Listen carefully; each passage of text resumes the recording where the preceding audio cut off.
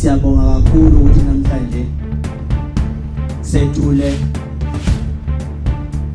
leli komiti elikhethekileyo lama critical thinkers ebandla lamaNazaretha onyazi yasebuhleni.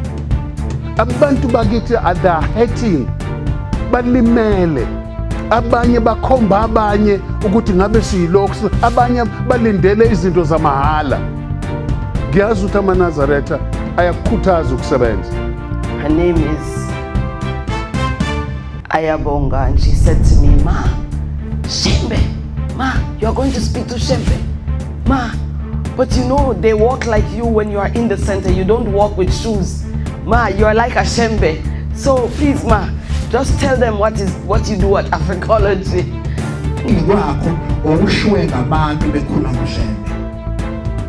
Now, there are 5 steps of decolonization. I mean stages.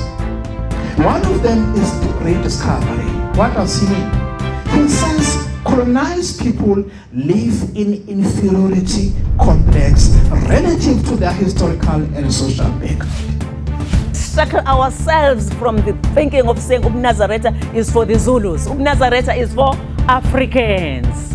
Sasicabanga ukuthi obase KZN qala ngithi sasicabanga ukuthi bakwaZulu eKZN in particular, but specifically ubaba ohlezi esihlelweni manje is showing us no, it goes beyond that. So we went to Cape Town, isn't it? Sasa safika Cape Point where the Africa starts, and when Unyazil was there, he said he wants to move from Cape to where? To Cairo. Everyone has a different culture. This culture is here to teach you how to live a righteous life. When there is righteousness within the person, then there's beauty in his heart.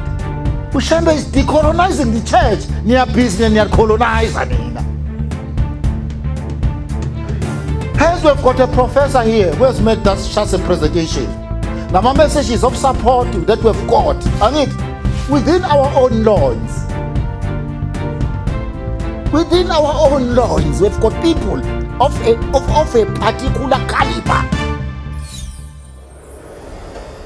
MTC tutorials के लिए visit कीजिए